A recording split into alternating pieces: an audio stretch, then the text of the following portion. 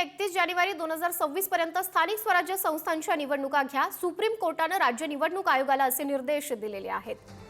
महत्त्वाची बातमी समोर आली। 31 जानेवारी 2026 पर्यंत स्थानिक स्वराज्य संस्थांच्या निवडणुका घेण्याचे निर्देश सुप्रीम कोर्टाने राज्य निवडणूक आयोगाला दिलेले आहेत।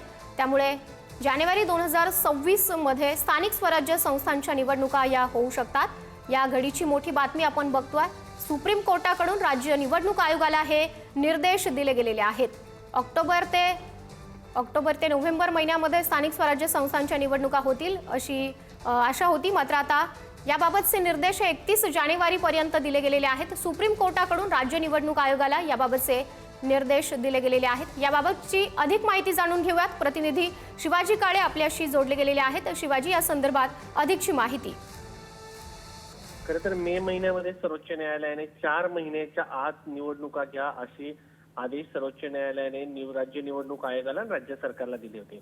मात्र आज जी सुनावणी झाली त्यामध्ये निवडणूक आयोगाने सांगितलेलं आहे की 65,000 मशीन आहेत, 55,000 मशीन आणखी हवे आहेत, त्यामुळं वेळ लागला। त्याचबरोबर ओबीसी आरक्षणाचा प्रश्न निर्माण झाला होता, त्यामुळे निवडणुका पुढे ढकलल्या अशी माहिती राज्य सरकारच्या वतीनं अर्जाद्वारे माहिती सर्वोच्च न्यायालयात देण्यात आली होती।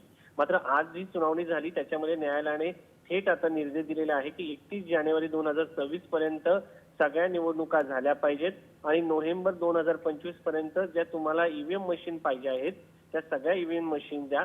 या संदर्भामध्ये 2 आठवड्यात चीफ सेक्रेटरी यांनी आणि इतर बाकी लोक यांना सगळ्यांना बोलवा आणि 4 आठवड्यात लागणारा स्टाफ त्यांना द्या असे स्पष्ट निर्देश जे आहे ते या ठिकाणी न्यायालयाने दिल्याचं आपल्याला पाहायला मिळते।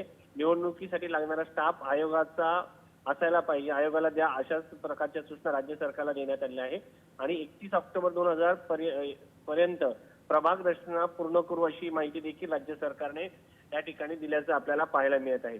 एकंदरीत पाहिलं तर आज सर्वोच्च न्यायालयाने थेट 31 जानेवारी 2026 पर्यंत निवडणुका घ्या असं सांगितलेलं आहे। तसं जर पाहिलं तर राज्य सरकारने सकाळी निवडणूक आयोगाच्या वतीनं जो अर्ज दाखल केला होता त्याच्यामध्ये देखील त्यांनी अशाच प्रकारे जानेवारी 2026 पर्यंतची अधिकची वेळ द्यावी अशी मागणी केली होती। मात्र तुम्हाला इतका वेळ का लागला या संदर्भाचं स्पष्टीकरण देखील आजच्या सुनावणी दरम्यान सर्वोच्च न्यायालयाने घेतलेलं आहे आणि या सर्वोच्च न्यायालयाच्या स्पष्टीकरणामध्ये सर्वोच्च न्यायालयाने दिलेल्या स्पष्टीकरणामध्ये राज्य सरकार आणि निवडणूक आयोगाने सांगितलेलं आहे की आमच्याकडे स्टाफ नाही, पुरेशा मशीन्स नाही आहेत आणि आणखी वेळ मशीन्समुळे लागतोय असे सांगितले आहेत। बोर्ड परीक्षा आहे असं देखील कारण देण्यात आलं होतं आणि दुसरं एक कारण म्हणजे ओबीसीच्या संदर्भात निर्माण झालेला प्रश्न, यामुळे या निवडणुका लांबल्याचं या ठिकाणी सांगण्यात आलेलं आहे। आज या प्रकरणावरती थेट निर्देश 31 जानेवारी 2026 पर्यंत सर्व स्थानिक स्वराज्य संस्थांच्या निवडणुका घ्या असं सांगितलंय।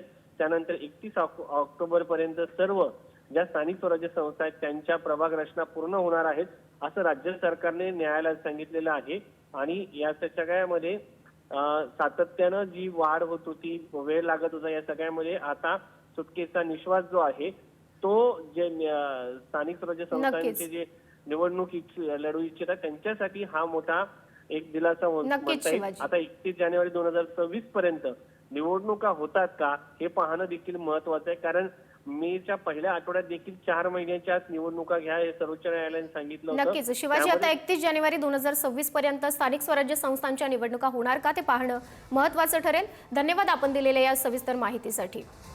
या क्षणाची मोठी अपडेट आपण बघतोय। सुप्रीम कोर्टाकडून निवडणूक आयोगाला याबाबत मार्च महिन्यामध्ये होतात, तेवढा कालावधी देणार नाही, त्यामुळे राज्य निवडणूक आयोगाची त्या मुद्द्यावरची जी विनंती आहे ती सर्वोच्च न्यायालयाने फेटाळली।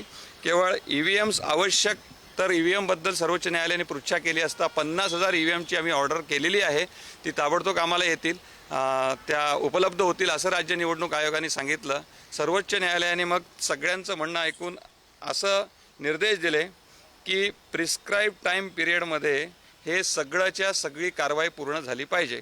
डिलिमिटेशन म्हणजे प्रभाग रचना या संदर्भातली कारवाई किंवा आरक्षण या संदर्भातली कारवाई फक्त जिल्हा परिषदची झालेली आहे, बाकीच्यांची नगरपालिका, महानगरपालिका आणि नगरपंचायती याची झालेली नाही, हे सर्वोच्च न्यायालयाच्या समोर आलं। सर्वोच्च न्यायालयाने सांगितलं की 31 ऑक्टोबर 2025 पर्यंत डिलिमिटेशन म्हणजे प्रभाग रचना किंवा आरक्षण या संदर्भातली कारवाई कुठल्याही स्वरूपात पूर्ण झाली पाहिजे, त्यात कुठलंही एक्सटेन्शन मिळणार नाही।